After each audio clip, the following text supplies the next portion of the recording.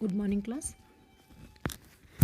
आज का हमारा वीडियो ग्राफ में जो नेक्स्ट टाइप का आपका ग्राफ होता है वो बताने जा रही हूँ। नेक्स्ट टाइप का आपका जो ग्राफ है वो है हमारा हैमिल्टोनियन।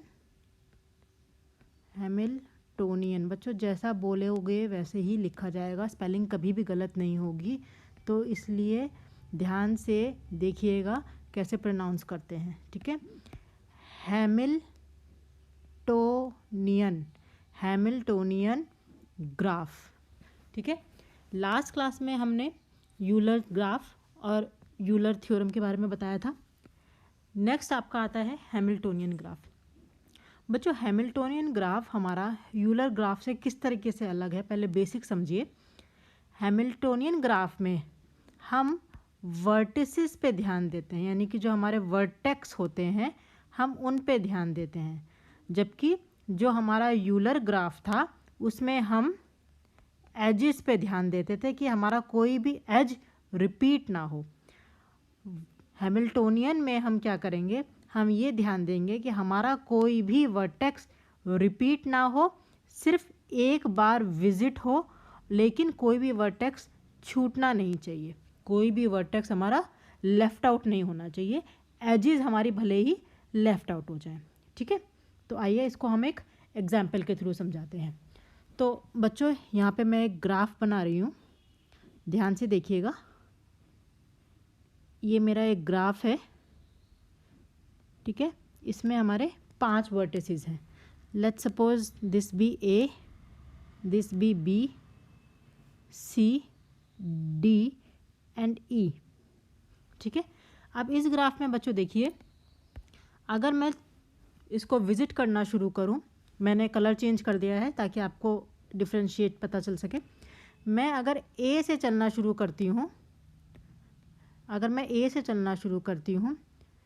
तो मुझे सारे वर्टेक्स कवर करने हैं, लेकिन एक तो कोई भी वर्टेक्स छोड़ना नहीं है और कोई भी वर्टेक्स रिपीट नहीं करना है, एक बार सारे वर्टेक्स कवर करने हैं, ठीक है।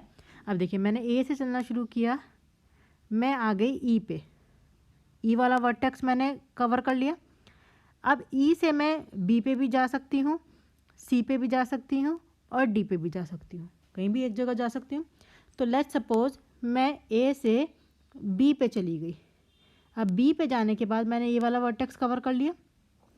अब बी पे जाने के बाद क्या मैं डी पे आ सकती हूँ? नहीं आ सकती, क्योंकि बी से डी पे कोई एज नहीं है। क्या मैं बी से सी पे आ सकती हूँ? नहीं आ सकती। क्यों? क्योंकि मैं वापस सी पे आने के लिए बीच में ई पे जाना पड़ेगा मुझे, और ई मैं ऑलरेडी विज़िट कर चुकी हूँ, तो उसको मैं दोबारा विज़िट नहीं कर सकती। तो इसका मतलब है इस वाले ग्राफ में मैं सारे वर्टेक्स कवर नहीं कर सकती हूँ। इसका मतलब इसमें कोई भी हैमिल्टोनियन पाथ नहीं बन रहा है, ठीक है। जब हैमिल्टोनियन पाथ नहीं बनेगा तो आगे हम इसको ग्राफ भी प्रूव नहीं कर पाएंगे। क्लियर? तो आइए एक दूसरा एग्जांपल समझाते हैं। उससे पहले आपको एक चीज़ मैं बताना चाहती हूँ।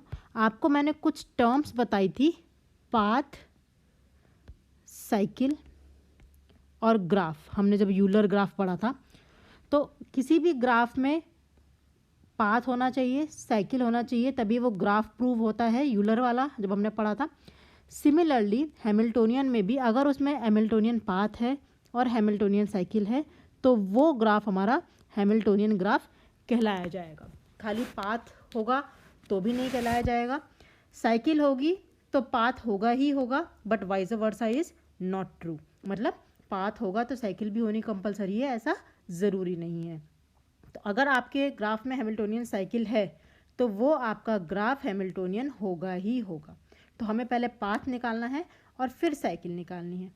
अब इसमें आता है एक क्वेश्चन, हमने यहाँ पे बोला कि हमारा कोई भी वर्टेक्स रिपीट नहीं होना चाहिए, तो साइकिल तो तभी बनेगी जब वर्टेक्स रिपीट होगा।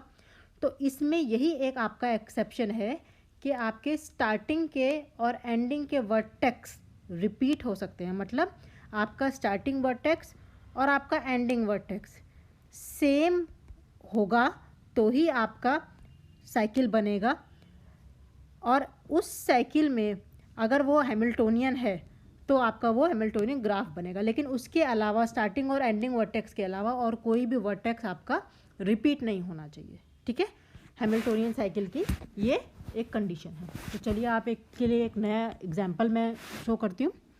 सपोज आपका ये एक ग्राफ है, लास्ट ग्राफ को ही हमने थोड़ा सा मॉडिफाई किया है।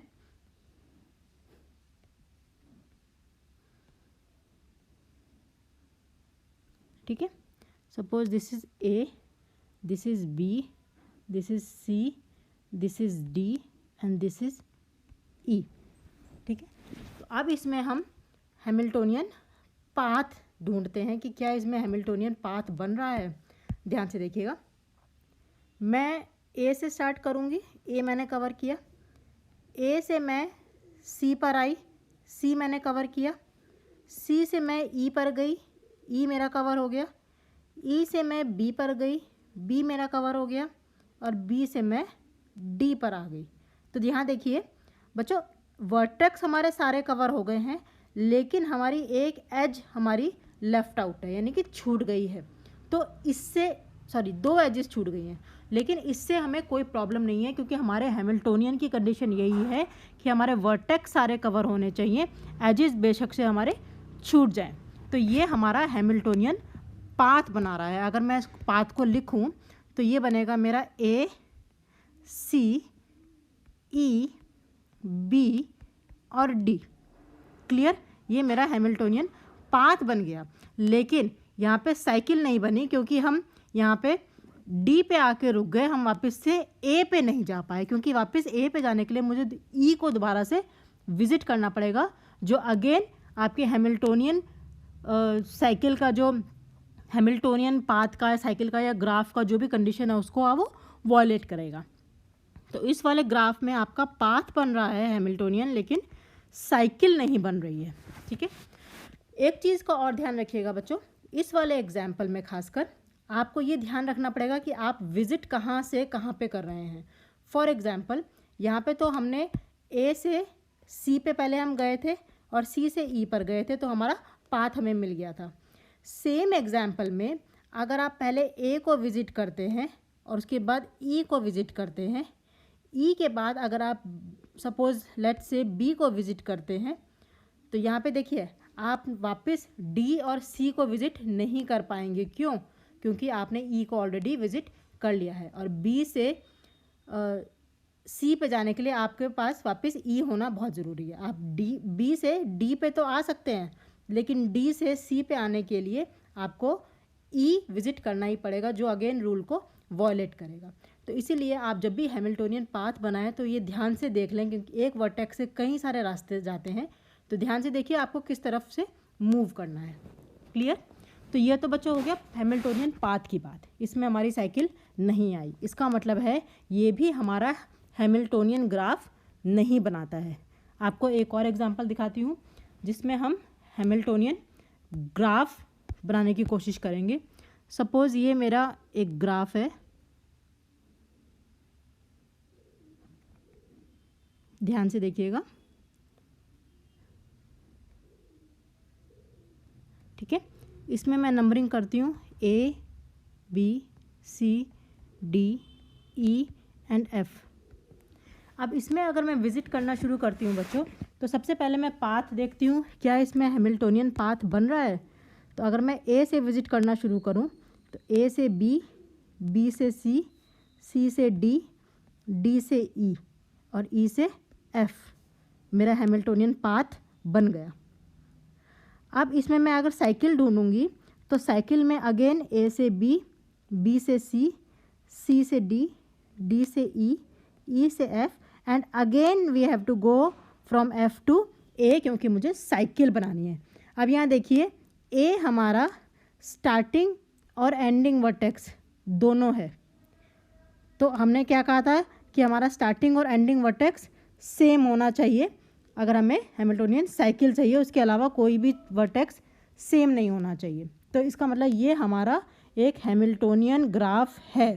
ठीक है, तो आप जब भी कोई ग्राफ देखेंगे तो पहले उसमें हैमिल्टोनियन पाथ निकालेंगे उसके बाद उसमें देखेंगे क्या उसमें हैमिल्टोनियन सर्किट बन रहा है या नहीं, और अगर हैमिल्टोनियन पाथ और सर्किट दोनों बन रहे हैं इसका मतलब वो हैमिल्टोनियन ग्राफ है। अगर आपको प्रैक्टिस करनी है तो आप और भी बहुत सारे क्वेश्चंस प्रैक्टिस कर सकते हैं। 1 या 2 क्वेश्चंस मैं आपको यहाँ पे और दे सकती हूँ। सपोज़ आपके पास एक ये ग्राफ है, इसमें आप चेक कर सकते हैं कि ये आपका हैमिल्टोनियन ग्राफ है या नहीं है। ठीक है, इसमें आप चेक करके बता सकते हैं कि ये आपका हैमिल्टोनियन ग्राफ है या नहीं है। ध्यान से देखिएगा, ध्यान से ट्रेवर्स कीजिएगा और तब बताइएगा। ठीक है, एक क्वेश्चन और दे देती हूँ आपको ताकि आप अच्छे से प्रैक्टिस कर पाएँ। बच्चों, ये आपका एक ग्राफ है, इसमें ध्यान से देखिएगा, ये आपका हैमिल्टोनियन ग्राफ है या नहीं है। ठीक है, हैमिल्टोनियन पाथ बनाइएगा, सर्किट बनाइएगा और उसके बाद चेक कीजिएगा। तो ये दोनों आप प्रैक्टिस कीजिएगा और हमें बताइएगा। डिस्क्रिप्शन बॉक्स में मैं आपको यूलर का, डिग्रीज़ का सारे लिंक्स दे दूँगी, ध्यान से पढ़िएगा। ठीक है, यहाँ पे हमारा हैमिल्टोनियन और यूलर दोनों ख़त्म होता है। आशा करती हूँ आपको समझ में आया हो।